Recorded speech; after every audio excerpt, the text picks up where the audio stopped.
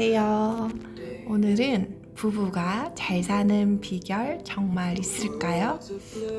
사소한 오해 하나로 멀어지고 작은 배려 하나 다시 가까워지는 것이 부부입니다. 오늘은 부부가 오래도록 행복하게 지낼 수 있는 5가지 실천법을 알려줄게요. 저도 결혼한 지 10년 정도가 되었는데요. 살면 살수록 행복하고 살면 살수록 너무 좋아요. 사랑의 콩깍지가 더 두꺼워져서 더 배우자에게 감사하고 더 행복한 것 같아요. 저 역시 오늘 소개하는 이 5가지를 항상 실천하려고 노력하는 그런 부부입니다. Chapter 1, 1장. 말보다 듣는 힘이 중요해요. 공감. 정말 중요한 대화의 기술이죠. 그 부부 사이에서 가장 중요한 건 잘 말하는 것보다 잘 들어주는 것입니다. 상대가 하는 말을 끝까지 들어주고 그래서 속상했겠구나 같은 공감 표현을 해보세요. 이 한마디가 마음의 문을 열 수 있어요. 어떤 사람은 그러더라고요.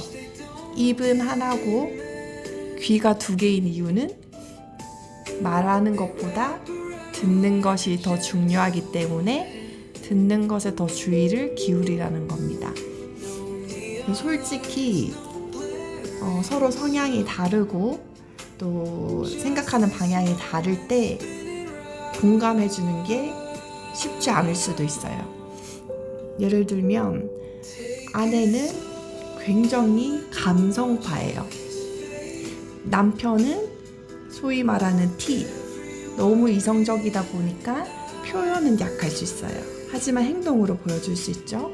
이렇게 성향이 다른 사람이 대화할 때는 서로 중요하게 생각하는 부분이 다르기 때문에 공감하기가 어려울 수 있죠. 하지만 노력하면 된다. 어떤 말을 사용하라고요? 당신은 그렇게 생각할 수 있구나. 그 점을 미처 몰랐네. 그렇게도 생각할 수 있네. 그리고 오늘 있었던 일을 들어보니까 속상했겠다. 그리고 오늘 너무 수고했어. 이런 공감의 표현과 대사들을 생각해보고 계속 입으로 말하면서 연습 훈련을 하면 공감의 능력이 키워질 수 있어요. 그래서 공감의 능력을 키우려면 연습, 훈련이 필요하다는 것입니다. 2장. 고맙다는 말의 위력입니다. Thank you. 고맙다는 말이죠. 당연한 걸 왜 감사해? 라고 생각할 수 있지만 부부 관계에서는 이 한마디가 엄청난 힘, 이 파워를 발휘합니다.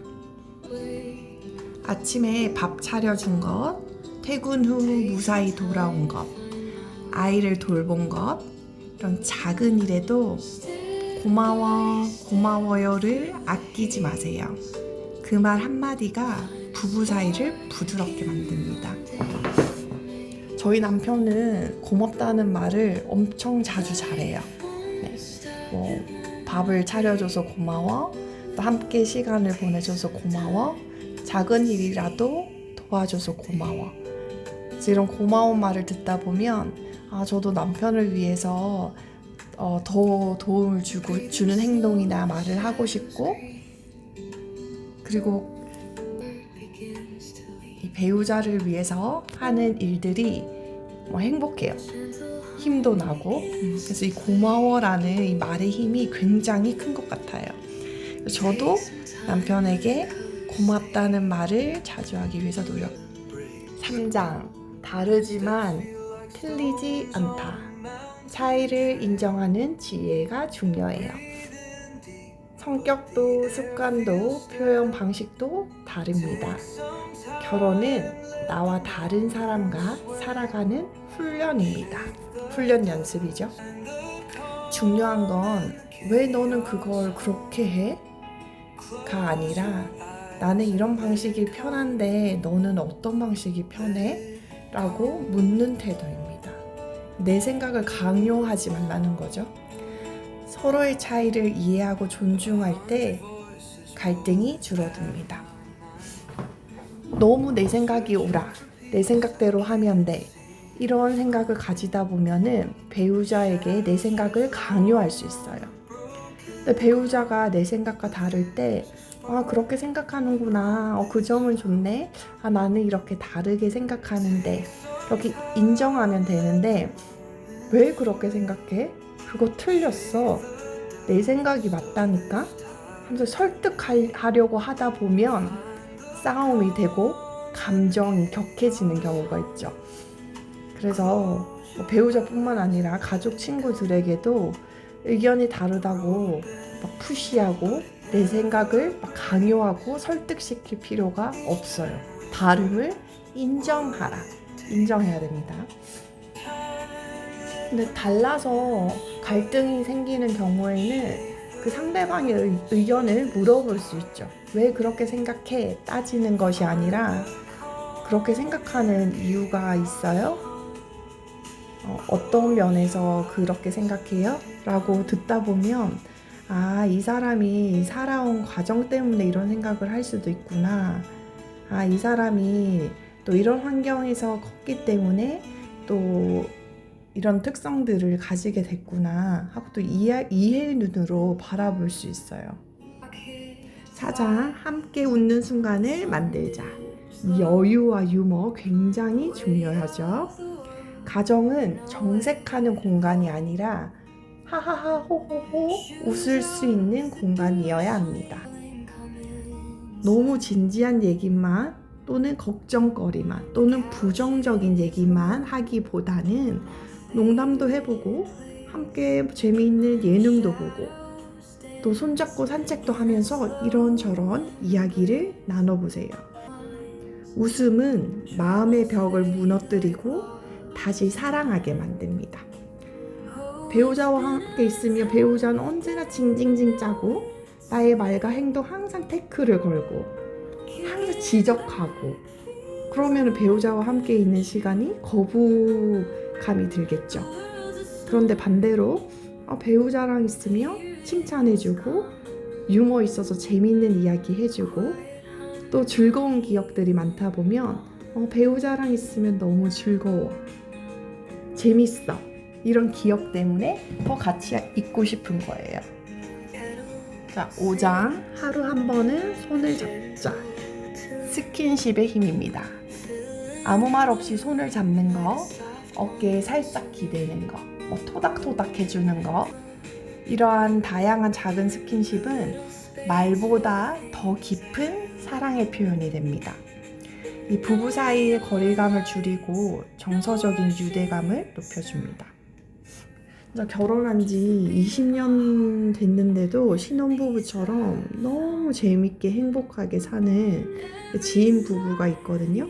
그 부부는 정말 남편이 밥 먹는 거 너무나 당연한 건데 밥 먹는 모습도 등을 쓰다듬으면서 너무 잘 먹는다고 웃으면서 그런 작은 것까지도 칭찬해주고, 또 어떤 부분은 남편이 퇴근하고 집에 오면 그때부터 안아주고 코알라처럼 매달리고 그러면서 또 웃기니까 서로 웃고 또 이런 시간들을 많이 보낸다 하더라고요.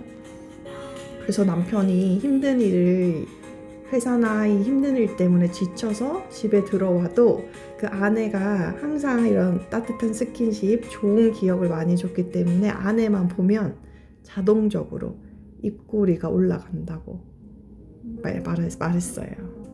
자, 마무리 멘트입니다. 부부는 매일매일 선택하는 사랑입니다. 공감하고 감사하고 다름을 인정하고 함께 웃고 손을 잡는 그 순간들이 우리를 진짜 가족으로 만들어줍니다. 근데 이 5가지가 사실 엄청난 큰 행동, 엄청난 큰 대가가 요구되거나 엄청난 큰 돈이 필요한 것이 아니죠. 누구나 마음 먹으면 누구나 할 수 있는 일들이에요. 이런 일들이 매일매일 쌓여서 행복한 부부가 되는 지름길이 되겠죠. 여러분도 오늘부터 이런 작은 변화 하나로 더 따뜻한 부부가 되길 바래요.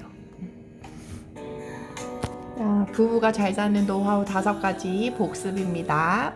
첫째, 말보다 듣는 힘이 위력이 크다. 두 번째, 고맙다 라는 말을 자주 하세요. 세 번째, 다르지만 틀리지 않기 때문에 이해하고 존중하라. 네 번째, 함께 웃는 순간을 만들자. 다섯 번째, 하루 한 번은 손을 잡자. 신혼부부들이 실천하면 당연히 좋고요. 중년부부들도 익숙함 속에서 이제 표현이나 노력을 덜 할 수 있기 때문에 다시 새로운 마음을 잡고 이 5가지를 실천하고 노력한다면 시간이 지날수록 더 돈독하고 더 행복하고 더 사랑의 끈이 단단해지는 부부가 되리라 확신합니다. 행복 노하우를 배워서 실천하면 정말 행복해지고 좋은 일들이 뒤따를 거예요. 감사합니다.